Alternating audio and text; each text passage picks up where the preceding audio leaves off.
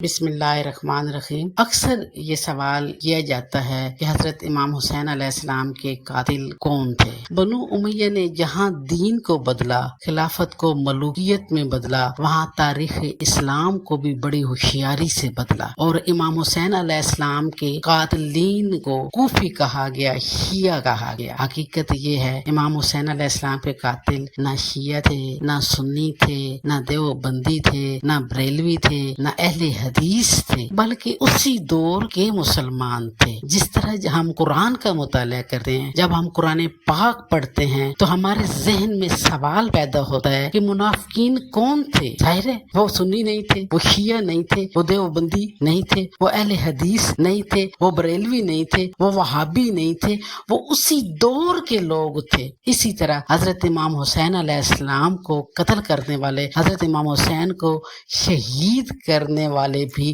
اسی دور کے لوگ تھے۔ اللہ کا لاکھ لاکھ شکر ہے، اور یہ ان قوموں کا احسان ہے جنہوں نے سوشل میڈیا کو ترقی دی ہے، جنہوں نے نیٹ کو پوری دنیا میں پھیلا دیا ہے کہ اب پتہ چلے کہ حضرت امام حسین علیہ السلام کے قاتل کون تھے۔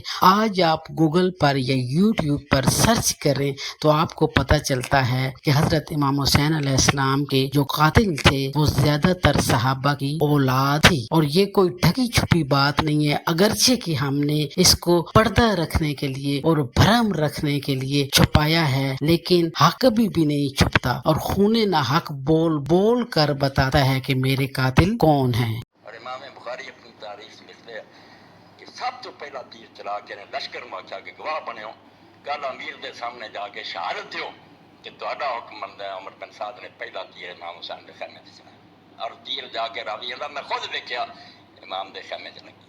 تے بعد امام بخاری اپنی تاریخ سے یہ لکھتے وہی راوی اللہ کہ مڑ کے میں عمر بن سعد دا سر کٹیا کوفے ٹنگیا ویکھیا، مختار نے پھر 10 سال بعد ہی بڑے حال میں انہوں قتل کیتا، مگر ان نے اس وقت خوش آمد دورے کی تیر چلایا۔ آدھے اللہ دے رسول دی مدد تیر چلاوے باپ، یہ فاسق اولاد رسول تے چلائے۔